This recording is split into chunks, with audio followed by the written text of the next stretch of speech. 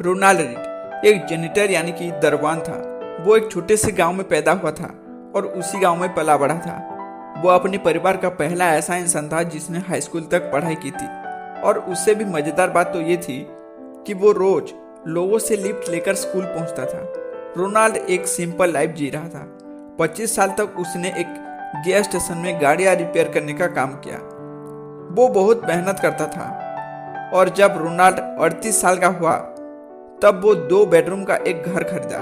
उसने वो घर $12,000 में खरीदा और अपनी पूरी लाइफ उसी घर में गुजारी। रोनाल्ड की शादी भी हुई लेकिन कोई बच्चा नहीं हुआ।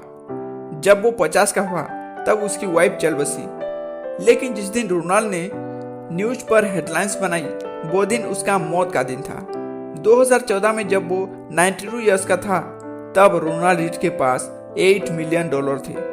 उसने $2 मिलियन अपने 2 सौतेले बच्चों के लिए छोड़ा था और $6 मिलियन एक लोकल हॉस्पिटल और लाइब्रेरी को दान कर दिया था। आपके मन में एक सवाल आ रहा होगा कि एक दरबान जिसने सिर्फ हाई स्कूल तक पढ़ाई की थी, जिसको घर लेने के लिए 38 साल लगे थे और जब उसकी मौत हुई तो पता चला कि वो एक मिलियनर था, वो भी $8 मिलियन का। आखिर रोनाल्ड रीड जैसे साधारण व्यक्ति के पास इतने पैसे कैसे?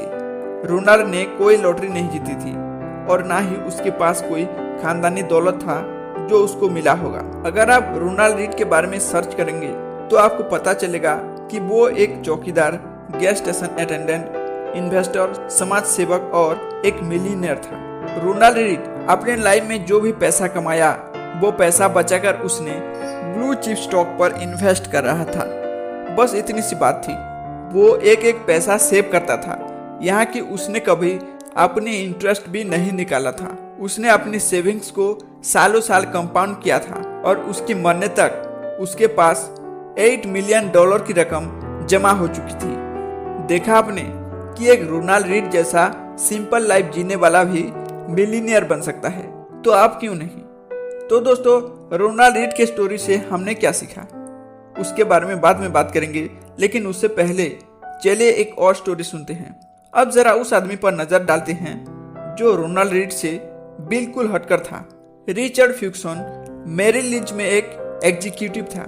उसने हार्वर्ड से MBA किया था और वो 40 की उम्र में रिटायर हो गया था। एक बिजनेस मैगजीन की under 40 most successful people list में उसका नाम भी शामिल था। कनेक्टिकट में रिचर्ड का 18,000 स्क्वायर फीट का एक बंगला था जिसमें 2 स्विमिंग पूल, 2 लिफ्ट, 7 गैराज और 11 बाथरूम थे। इस बंगले की मेंटेनेंस का खर्चा ही $90,000 महीने का था और इसकी मेंटेनेंस के लिए रिचर्ड ने काफी बड़ा उधार लिया था। लेकिन फिर उसकी किस्मत ने करवट बदली।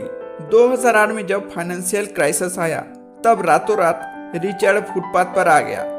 इन दोनों यंग मिलियनियर्स रोनाल्ड रीड और रिचर्ड की कहानी से हमने क्या सीखा? फाइनेंशियल सक्सेस एक सॉफ्ट स्किल है जिसे कोई भी सीख सकता है। ये एक यूनिक फील्ड है जहाँ से आपकी नॉलेज से ज्यादा आप कैसे बिहेव करेंगे ये ज्यादा मायने रखता है। फाइनेंस की फील्ड पैसे की साइकोलॉजी को समझने का तरीका है। आप चाहे जहाँ भी हो, जैसे भी हो, पैसा आपका दिमाग को बड़ा बना देता है। बस आपको हमेशा अलर्ट रहने और ध्यान देने की जरूरत है। हर कोई अमीर बन सकता है लेकिन हर कोई हम्बल नहीं होता। तो दोस्तों, अब आपके ऊपर डिपेंड करता है कि आप रोनाल्ड रीड जैसा बनेंगे या फिर रिचर्ड जैसा। आज के लिए इतना ही। मिलते हैं अगले वीडियो में, तब तक के लिए जय हिंद, वंदे मातरम।